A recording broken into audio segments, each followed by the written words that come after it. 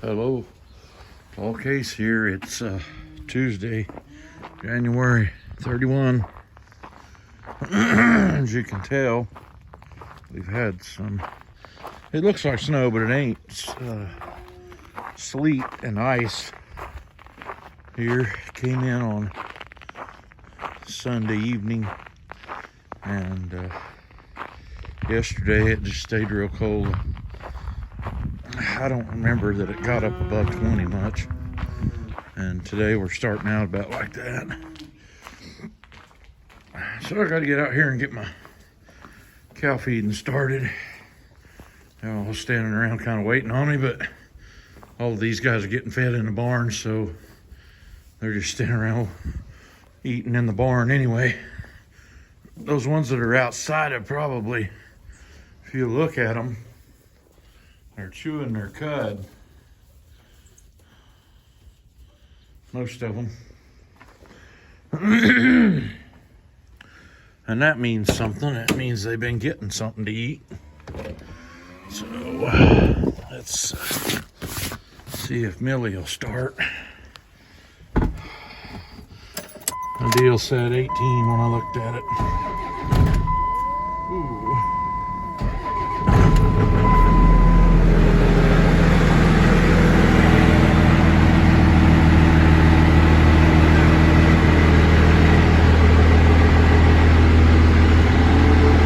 Days like yesterday and today, I'm really glad I've got a place for them to get in.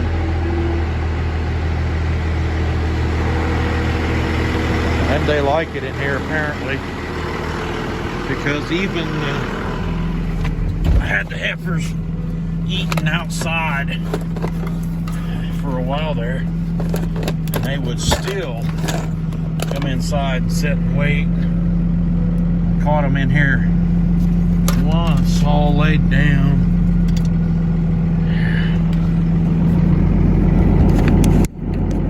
Get your little dash cam here, maybe. And Mildred's parked in here where I can feed these steers first, so I guess I'll feed them first. I actually was setting in her to water for them yesterday.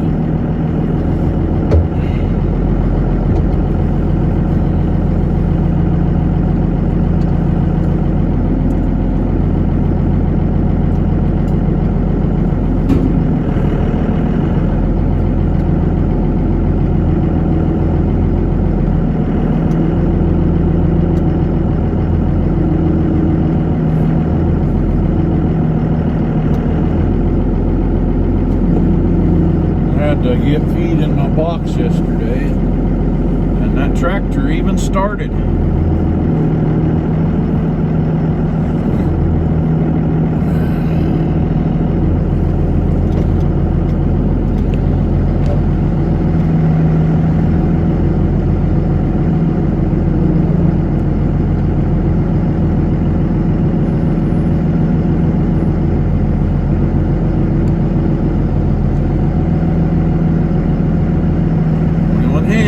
They're all there, doing well.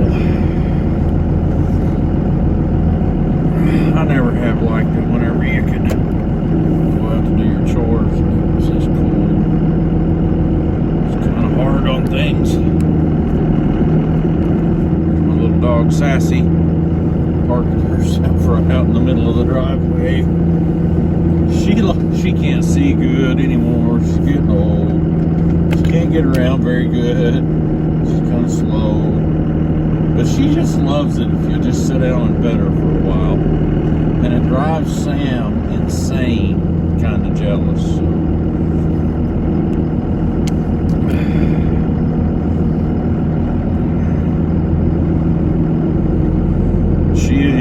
I first got to realize that she couldn't see good whenever I'd come up to the house, and she'd bark at me until she got close enough, or else I'd talk to her so she'd look at me.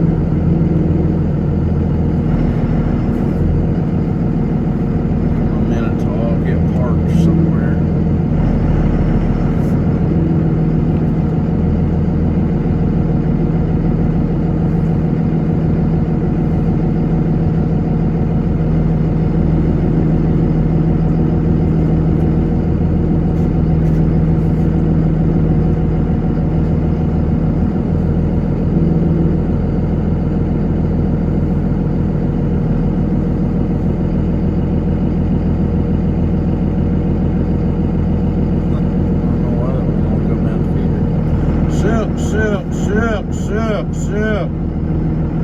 Something probably spooked them overnight or something. Haven't had the ones in the building get spooked like that very bad. They just they run. They'll run from one end of their pen to the other, all the way down here to water. But they don't. It doesn't seem to spook them. They don't get all stirred up so bad. There is one in there that's a loony bin. I'll try to run you over.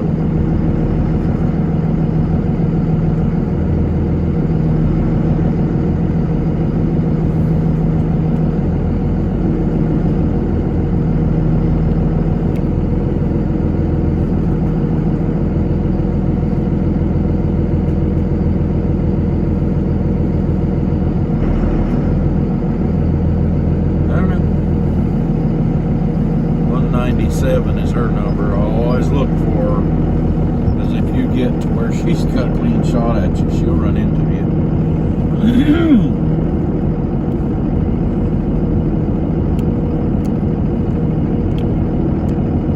Woo! Man, it's frosty, kind of cold, ain't it? I know this will probably not bother anybody up north, but we have the swings is what kills us. Have them temperature swings.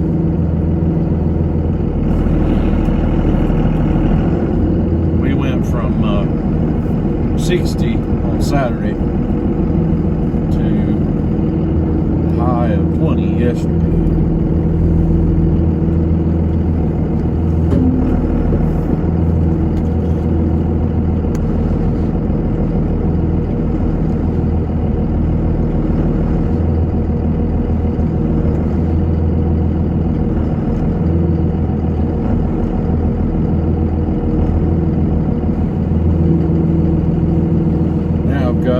Got my wagon emptied and all the feed I've got's in this box on my truck, and I don't get enough feed in there to go but just 3 days for the amount I'm feeding them. I'll always run out if I try to go 4 days on it. So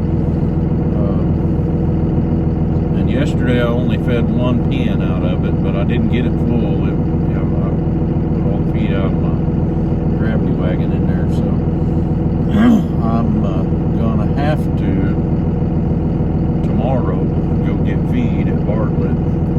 Bartlett is about, I don't know, it's over 30 miles from Bartlett, so I'll have to go over to Bartlett, get a wagon load of feed. And our roads have been really bad.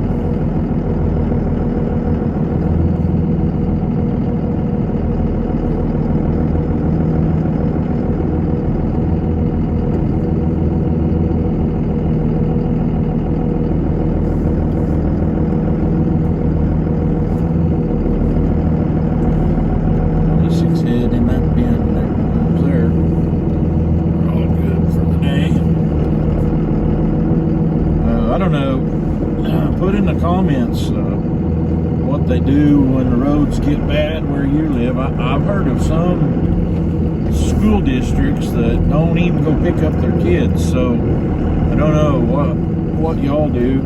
It's kind of one of those, I kind of wonder how that works. So I have a friend that lives up by Omaha, and she said for her daughter to go, she had to sign up and pay extra for bus service. Well, in our area, bus service that the schools run was always free, gratis, and they always went and picked kids up and took them home too. But whenever the weather gets bad, then the school's actually liable for your child when they're on the school's bus. So they probably cancel a lot more than what they do in some parts of the country, just because of that, and I can see that. But what do they do where you live? And I know some places even might be even somebody watching from overseas or in other countries. I went to public schools here, and we dealt with that. When I was a kid, you always, if the weather was bad, you got up the next morning and watched the TV so that you could know whether he was having school or not. Nowadays, they got a little more techy with it. They've got a text deal or a call thing. If they're not having school, they'll call you or send you a message.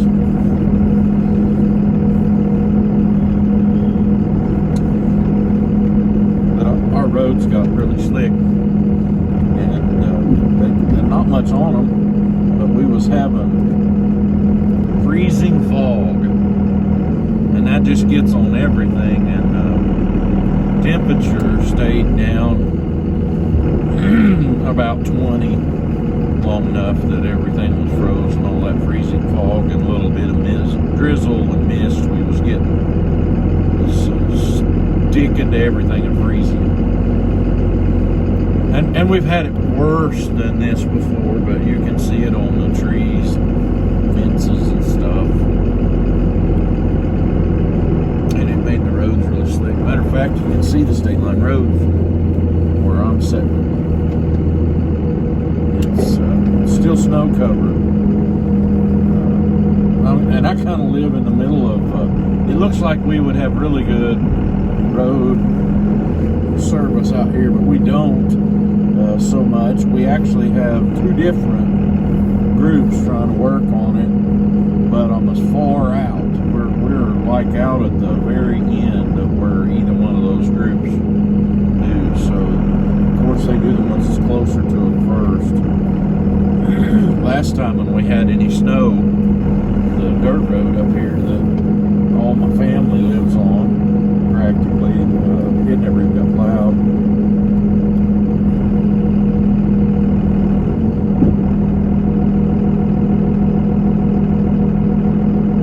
Having a road that don't get plowed is probably worse than if they just run through there before there's much traffic on it and be able to scoop snow off, it'd be real good and thaw out and all that pretty quick. But when you let it get to where they run over it and snowpacked it, somebody was telling me the other day that snowpack's not as bad as ice. Maybe there's a difference, but my thoughts was, dadgum, that's slick. We used to have to maintain our part of our chicken house driveways. My dad had one about like what mine is. We got to figuring out that we could spread some sawdust out in it.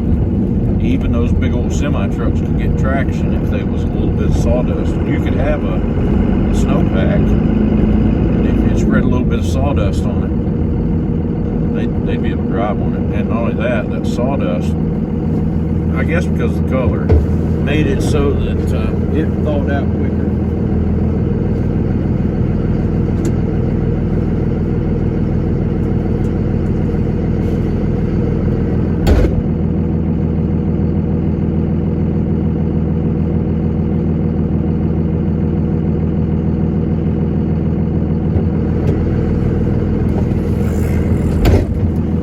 Oh my.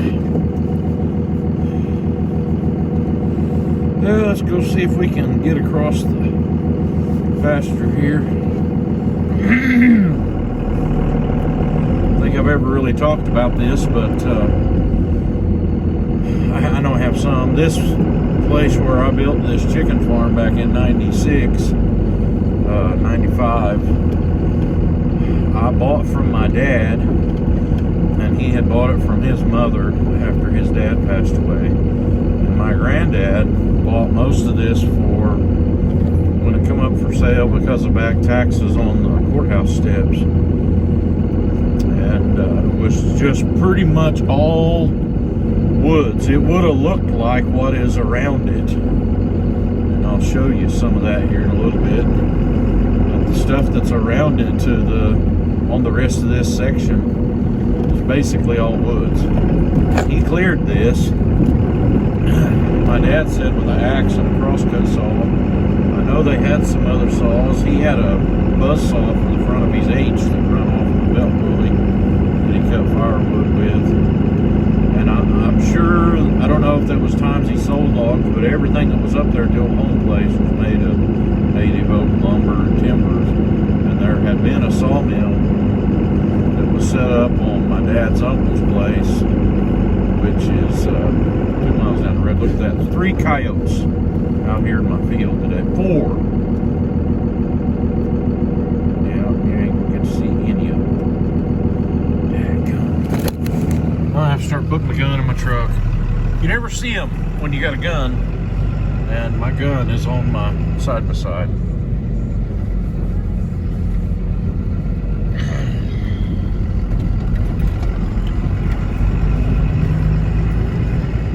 But that's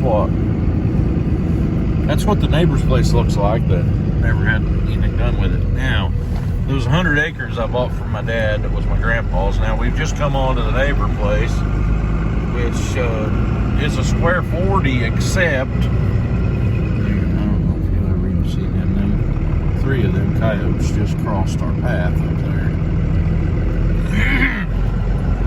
This place here, my dad said that whenever, and the man's name was Ron Tracy, whenever Ronnie's mother was still alive, he bought this from her, and they lived in the houses that's right up there against the road on a little piece that's now 2 acres by itself. But he I don't know, I guess he had some cattle or something. Well, he had somebody come in here and doze this off and burn the trees all up. And I don't know, it was probably a lot of it was just brush. And then my dad's Uncle Tommy actually come over and worked the ground down and sowed it to grass for him. And right after that, Ronnie took up cutting firewood. And so he always went somewhere else to cut up firewood. But when I was a kid, my folks bought this from Ron Tracy.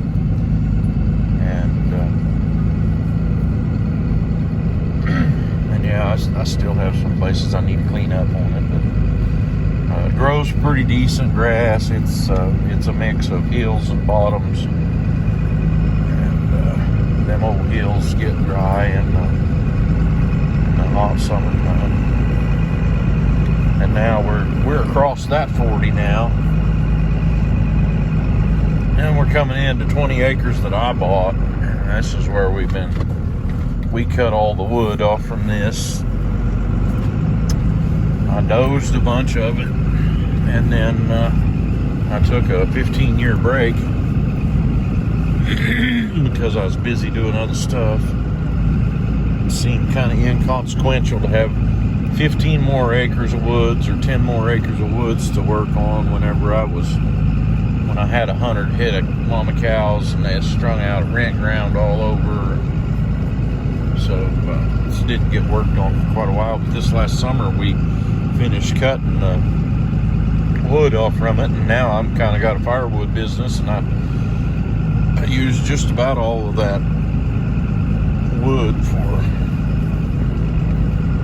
making firewood, to sell to people. And I imagine I'm gonna get up here and the pond's gonna be frozen. It was not froze yesterday yet. There was still open water in it because the wind was blowing around that sycamore tree in front of this pond, and that kept the thing from getting ice on it. And you can kind of see there's still a kind of an open spot there. I'd be surprised if they'd even come over here and drink if I break it. I believe they've already broke it, but I'm gonna hack at it a little bit with an axe anyway. And there's the cows all standing over there against the brush pile.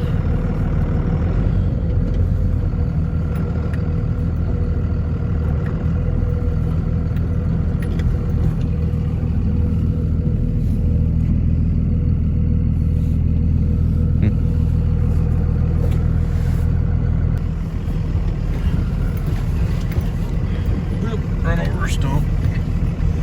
Run right by the remains of a brush pile here.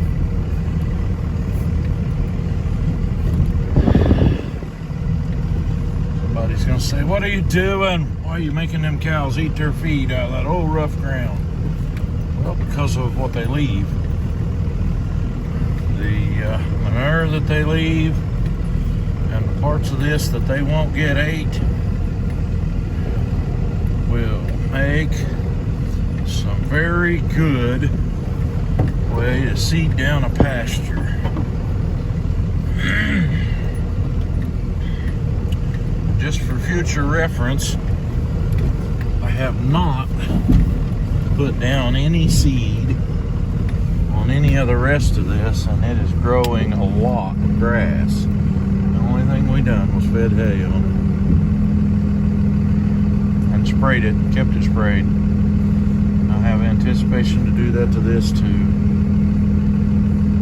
We got done unrolling the bale. Put the bale feeder arms up. Here we go. Turn around here and see if we can drive back by and count them maybe. Set to go and take it nice and slow and easy. Try to avoid the big stumps.